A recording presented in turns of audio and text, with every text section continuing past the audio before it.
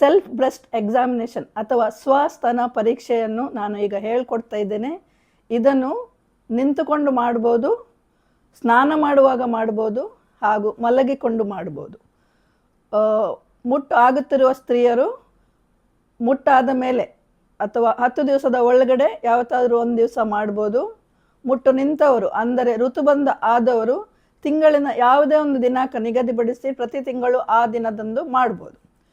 ಈಗ ನಿಂತುಕೊಂಡು ಮಾಡುವಾಗ ಮೊದಲಾಗಿ ನಾವು ಕನ್ನಡಿ ಮುಂದೆ ನಿಂತ್ಕೊಳ್ಬೇಕು. ಮೇಲಿನ ಬಟ್ಟೆ ಕಳಚಿ ಎಲ್ಲ ಎರಡೂ ಸ್ತನಗಳು ಕಾಣುವ ಹಾಗೆ ನಿಂತು ಕನ್ನಡಿಯ ಮುಂದೆ ನಿಂತು ಕೈಯನ್ನು ಸೊಂಟದ ಮೇಲೆ ಇಟ್ಕೊಂಡು ನಾವು ನೋಡಬೇಕು. ಎರಡು ಸ್ತನಗಳು ಒಂದೇ ಥರ ಇದ್ದಾವ, ಒಂದೇ ಲೆವೆಲಲ್ಲಿ ಇದ್ದಾವ, ಮೊಲೆತಟ್ಟು ಒಂದೇ ಥರ ಇದೆಯಾ ಅಥವಾ ಮೊಲೆತಟ್ಟು ಒಳಗೆ ಹಿಡ್ಕೊಂಡಿದ, ಅದರ ಚರ್ಮದ ಮೇಲೆ ಏನಾದರೂ ಚೇಂಜಸ್ ಇದೆಯಾ ಅಥವಾ ಕೆಂಪಾಗಿದ ಅಥವಾ ಏನಾದರೂ ದಡಿಕೆ ಬಂದಿದೆಯಾ, ಎಂತಾದರೂ ಆಗಿದೆ ಅಥವಾ ನಮ್ಮ ಆರೆಂಜ್ ಸಿಪ್ಪೆ ಥರ ದಪ್ಪ ಆಗಿದೆ ಚರ್ಮ, ಹಾಗೆಲ್ಲ ನಾವು ನೋಡಬೇಕು. ಆಮೇಲೆ ಇದು ಕೈಯನ್ನು ಒಂದ್ಸರಿ ಮೇಲೆ ಎತ್ತಿ ನೋಡಬೇಕು. ಎರಡು ಸ್ತನಗಳು ಮೇಲೆ ಹೋಗ್ತಾ ಇದ್ದೇವ ಒಂದೇ ಥರ, ಮೊಲೆತಟ್ಟುಗಳು ಒಂದೇ ಥರ ಹೋಗ್ತಾ ಇದ್ದೇವ ಅಂತ ನೋಡಬೇಕು. ಹಾಗೆ ಮತ್ತೊಂದು ಸರಿ ಹೀಗೆ ಈ ಸೊಂಟದ ಮೇಲೆ ಇಟ್ಟು ಇದನ್ನು ಅದುಮಿ ಹಿಡಿದು ನಮ್ಮ ಎದೆಯ ಮಸಲ್ಸ್ಗಳಿಗೆ ಟೈಟ್ ಮಾಡಿ ಆವಾಗ ಏನಾದರೂ ಚೇಂಜಸ್ ಆಗ್ತಾ ಇದ್ದಾವ ಎರಡೂ ಸ್ತನದಲ್ಲಿ ಅಂತ ನೋಡಬೇಕು. ಹಾಗೆ ಒಂದ್ಸರಿ ಬೆಂಡ್ ಮಾಡುವಾಗ ಒಂದೇ ಥರ ಮುಂದೆ ಸ್ತನಗಳು ಬಾಗ್ತಾ ಇದ್ದಾವ ಅಂತ ನೋಡಬೇಕು. ನೀವು ಹೇಳ್ತಿರ್ಬೋದು, ಸ್ತ್ರೀಯರು ಹಾಲು ಉಳಿಸಿದ ಸ್ತ್ರೀಯರಲ್ಲಿ ಒಂದು ಸ್ತನ ಸಾಧಾರಣವಾಗಿ ಜಾಸ್ತಿ ಇರ್ತದೆ. ಯಾಕಂದರೆ ಮಗು ಒಂದು ಸೈಡಲ್ಲಿ ಹಾಲು ಉಣಿಸಿ ಜಾಸ್ತಿ ಆಗಿ ಒಂದು ಸ್ತನ ಸ್ವಲ್ಪ ದೊಡ್ಡದಾಗಿರ್ಬೋದು. ಬಟ್ ನೀವು ಪ್ರತಿ ತಿಂಗಳು ನೋಡ್ತಾ ಇದ್ರೆ ಇದು ನಿಮ್ಮದು ನಾರ್ಮಲ್, ಸ್ವಾಭಾವಿಕ ಅಲ್ಲದು. ಏನಾದರೂ ಕಂಡ್ರೆ ಮಾತ್ರ ನೀವು ಗಾಬರಿ ಪಡಬೇಕು. ಈಗ ಹೇಗಿದೆಯೋ ಅಂತ ಅದಕ್ಕೋಸ್ಕರ ಪ್ರತಿ ತಿಂಗಳು ಮಾಡಿ ನಿಮ್ಮ ಸ್ತನಗಳು ಹೇಗೆ ಕಾಣ್ತವೆ, ಹೇಗೆ ಮುಟ್ಲಿಕ್ಕೆ ಸಿಗ್ತವೆ ಅಂತ ನೋಡೋದೇ ಇದರ ಉದ್ದೇಶ.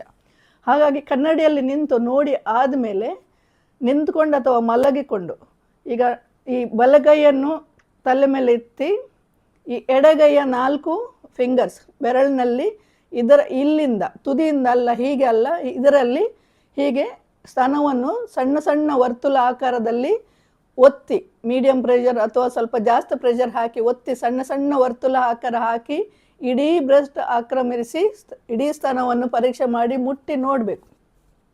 ಹೀಗೆ ಎಲ್ಲ ಕಡೆ ಮುಟ್ಟಿ ನೋಡಿ ಆಮೇಲೆ ಕಂಕುಳನ್ನು ಕೂಡ ಮುಟ್ಟಿ ಒತ್ತಿ ನೋಡಿ ಏನಾದರೂ ಇದೆಯಾ, ಏನಾದರೂ ಚೇಂಜಸ್ ಇದೆಯಾ ಅಂತ ನೋಡಬೇಕು.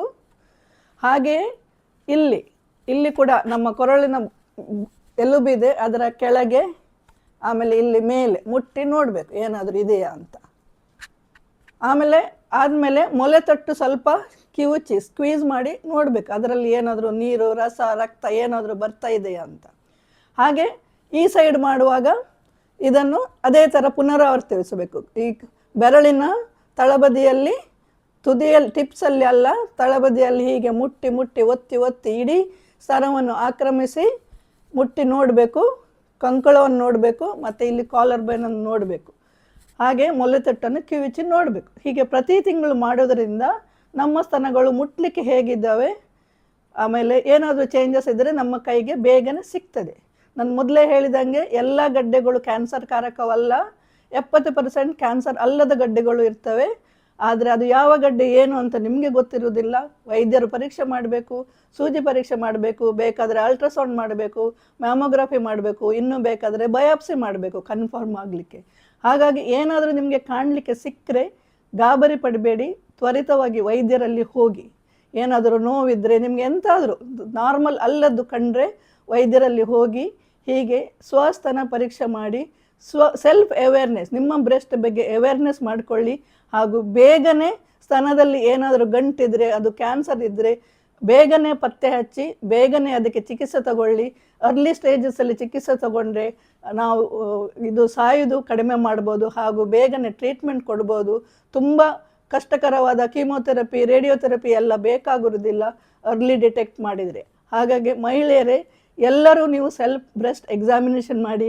ಪುರುಷರೇ ನಿಮ್ಮ ಮನೆಯಲ್ಲಿರುವ ಎಲ್ಲ ಸ್ತ್ರೀಯರಿಗೆ ಒಂದು ದೊಡ್ಡ ಮಿರರ್ ತೆಗೆದುಕೊಡಿ. ನೀವು ಸೌಂದರ್ಯಕ್ಕೋಸ್ಕರ, ಬ್ಯೂಟಿಗೋಸ್ಕರ ಮಿರರ್ ಅಂತ ತಿಳ್ಕೊಂಡ್ರೆ ನೀವು ತಪ್ಪಾಗಿದ್ದೀರಿ. ಈಗಿನ ಕಾಲದಲ್ಲಿ ಬ್ರೆಸ್ಟ್ ಎಕ್ಸಾಮಿನೇಷನ್ ಮಾಡಲಿಕ್ಕೆ ಒಂದು ದೊಡ್ಡ ಗಾತ್ರದ ಮಿರರ್ ಬೇಕಾಗ್ತದೆ, ಕನ್ನಡಿ ಬೇಕಾಗ್ತದೆ. ಹಾಗೆ ನಿಮ್ಮ ಮಹಿಳೆಯರಿಗೆ ನೆನಪು ಮಾಡಿ, ಪ್ರತಿ ತಿಂಗಳು ಕೇಳಿ, ಸೆಲ್ಫ್ ಬ್ರೆಸ್ಟ್ ಎಕ್ಸಾಮಿನೇಷನ್ ಮಾಡಿದೀಯಾ ನೀನು ಅಂತ. Thank you.